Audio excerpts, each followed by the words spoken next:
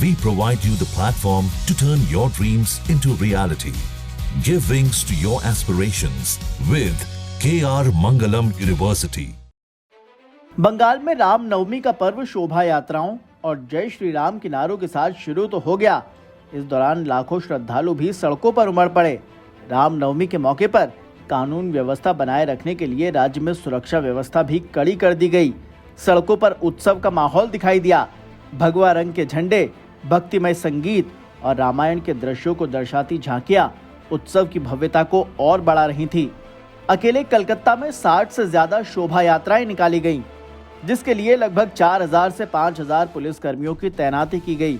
उपायुक्त और संयुक्त आयुक्त रैंक के वरिष्ठ अधिकारियों को शोभा यात्राओं के रास्ते पर सुरक्षा की कमान खुद सौंपी गई। मगर इसी बीच बंगाल में भाजपा की वरिष्ठ नेता और पूर्व सांसद लॉकेट चटर्जी ने रविवार को दावा किया कि कलकत्ता के बाहरी इलाके न्यू टाउन में उनके नेतृत्व में निकाली गई रामनवमी शोभा यात्रा को पुलिस ने रोक दिया, जिसके कारण इसका मार्ग बदलना पड़ा।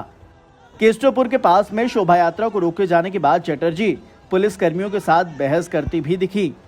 पुलिस के सूत्रों ने बताया कि शोभा यात्रा के साल्ट लेक में प्रवेश करने की कोशिश करने के बाद हवाई अड्डे को जोड़ने वाले वीआईपी रोड से सटे केस्टोपुर चौराहा पर अवरोध लगा दिए गए थे। चटर्जी ने कहा कि ये कोई राजनीतिक रैली नहीं है, ये एक आध्यात्मिक समागम है जिसमें लोगों ने स्वेच्छा से हिस्सा लिया है। पुलिस इस शोभा यात्रा को कैसे रोक सकती है? पूर्व सांसद बाद में बैरिकेड के पास से खुद गुजरी और शोभा यात्रा में हिस्सा लेने वालों से आगे किसी भी विवाद से बचने के लिए वैकल्पिक मार्ग अपनाने का आग्रह किया।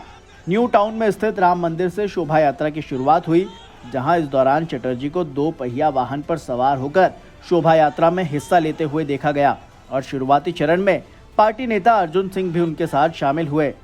भाजपा की राज्य इकाइयों के प्रमुख सुकांत मजूमदार ने कहा कि रामनवमी पर आयोजित अनेक कार्यक्रमों में लाखों लोगों के शामिल होने की उम्मीद है और हुए भी।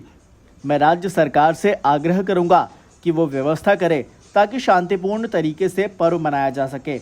इस समारोह को जबरन रोकने की किसी भी कोशिश को बर्दाश्त नहीं किया जाएगा।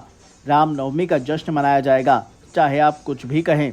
उधर विश्व हिंदू परिषद और हिंदू जागरण मंच समेत भाजपा से संबंधित हिंदूवादी संगठन भी पश्चिम बंगाल में शोभा यात्राएं आयोजित कर रहे हैं। इस बीच राज्य में सत्तारूढ़ तृणमूल कांग्रेस ने भाजपा पर इस मौके को सांप्रदायिक रंग देने की कोशिश करने का आरोप लगाया है।